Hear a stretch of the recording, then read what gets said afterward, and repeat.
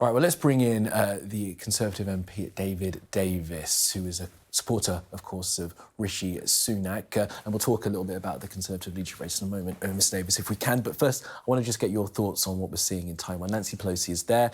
The rhetoric coming from China has been very severe. We're seeing they've got live fire exercises.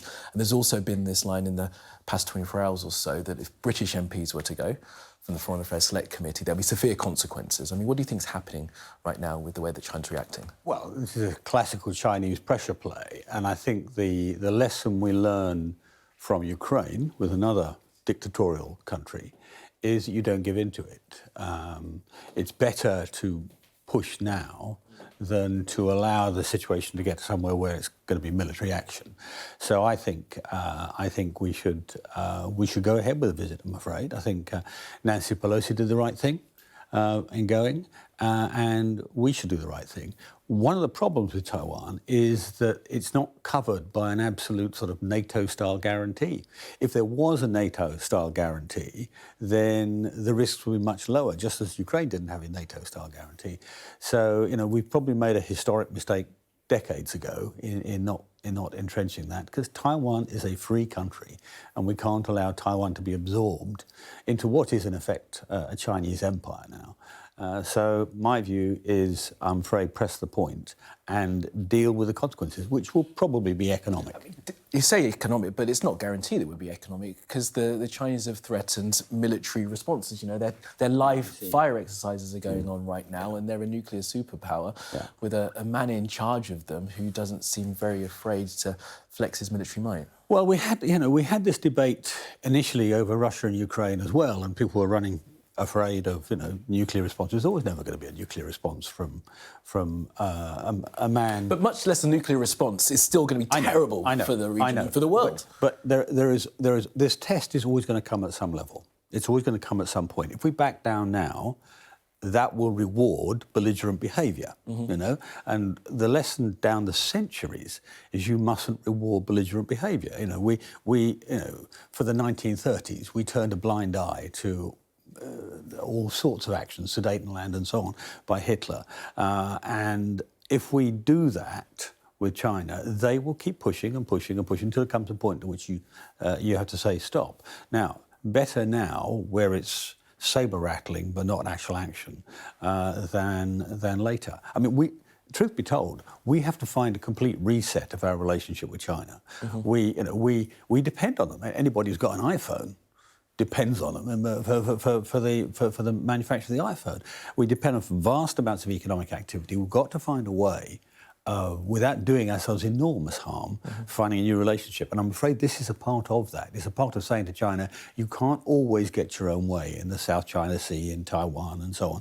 There will come a point at which if you want to stay within the civilised nations, you've got to come to an agreement with your neighbours. I mean, there was a bit of a reset with your leadership rival back in the day, wasn't there? Wasn't it called a golden period of our relationship with China? Yeah, David Cameron said. And I think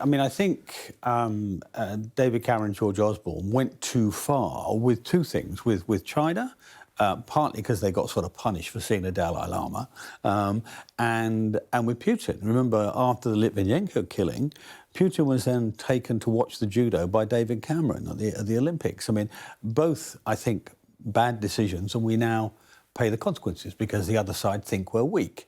And if we keep telegraphing we're weak, what do bullies do? They pick on the weak kid in the playground. And if we are the weak kid in the playground, then we'll get picked on. So last one on this, because I want to move on to leadership. Sure.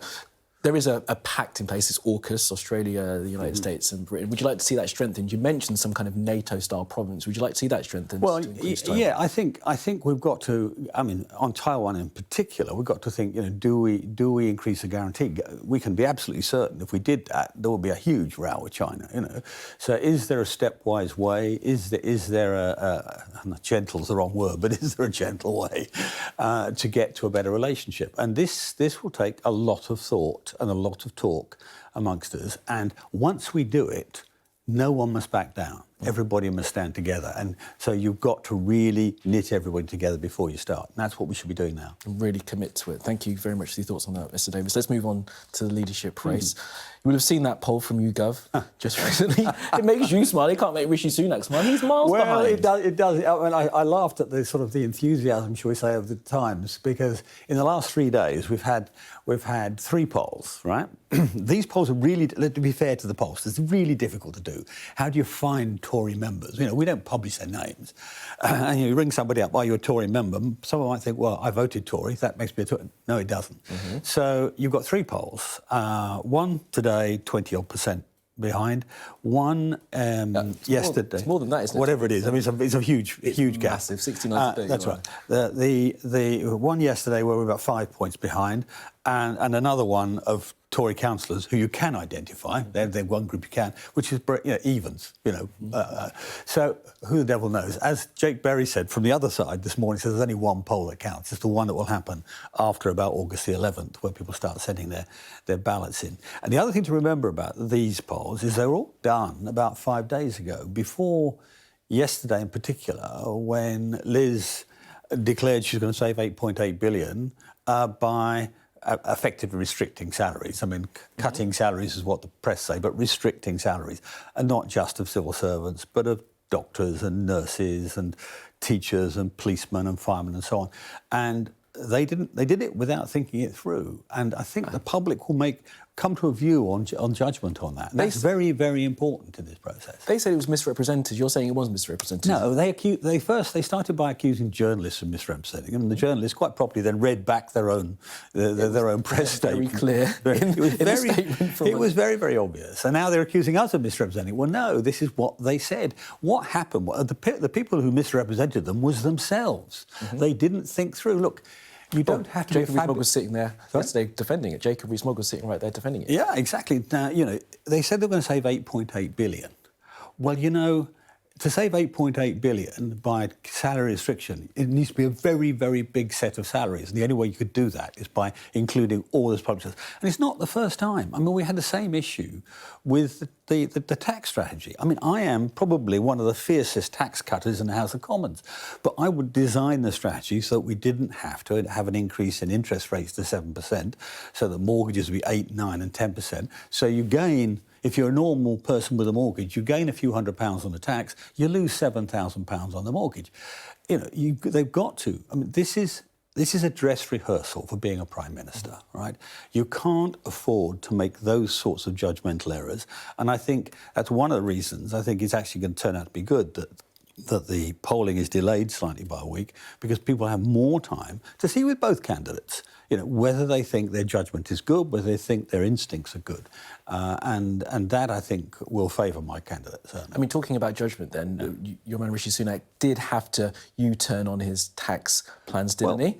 Wouldn't you say that was fair? He was very clear in those early interactions with Liz Truss that he was fiscally conservative, he wasn't going to cut any taxes yet. He said that their plans were fantasy economics. 2 days later, when he realises how popular it is among the grassroots members, he's like, oh no, we're going to cut tax. Well, to be fair to him, what he said at the beginning was, we will need to make a judgment about what we do on helping it with energy costs when we know more about it.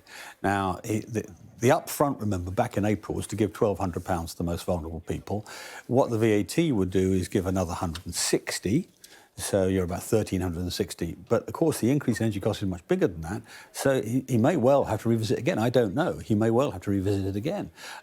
Because this very morning, you got people calling for, Martin Lewis and others, calling for further help. So what do you feel about that? Do you think that's something that should be put in place? Certainly we're going to have to look at it. I mean, the problem here... And this is an idea of a huge investment of money in the poorest households to help with energy prices. And one of the difficulties here is it's a bit like the trade-off with Liz's tax proposals. you save money on one front, but then you cost at least some people vast amounts of money on another front with the mortgage effect. And so what you've got to do is think it through carefully. There's a lot of mathematics to do, I'm afraid, in this. There's a lot of calculation to do to work out how much headroom you've got, if you've got any left at all, what you do, whether borrowing for it is worthwhile or whether that will drive the pound down and cause more inflation. You see, it's a complicated thing, and it shouldn't be done by Dutch auction. This is one of my things. I'm very, very, very keen on tax cuts, but I want it to be done in a calculated way, in a sensible way, so it's in the national interest, not just the interest of a leadership contender. So Liz Truss's maths are just not good enough. Is that what you're saying? Well, they haven't been, I'm afraid, on these two very, very big issues, enormous issues. There have been massive weaknesses in each. Now, she quite rightly U-turned. I mean, I don't make a big deal of U-turning. I think if you make a mistake, back off. Don't do it. And there've been plenty of times in governments, in the past governments I've been a member of, where we've had to change our mind, is the nice way to put it.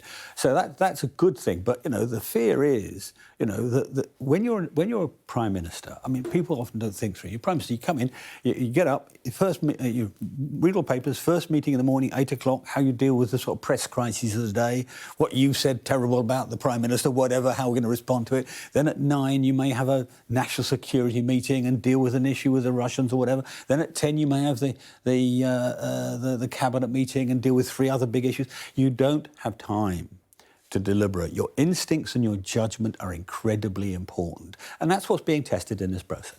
I mean, that you're saying that her instincts and judgment are way off and she's not... Well, no, what I'm saying... No, I'm very careful. I've always been very careful about not attacking... I mean, at any point in this leadership process, what I'm saying is the public, but in the most immediate instance, Tory party members, will draw their own conclusions about who is going to have the right instincts, the right judgment to be Prime Minister. Remember, this is a much, much bigger job than being a Cabinet Minister. It really is. It's very hard to get across how big the step is. And so all we've got is a few weeks to say, has this person got the capability to transform into what we want?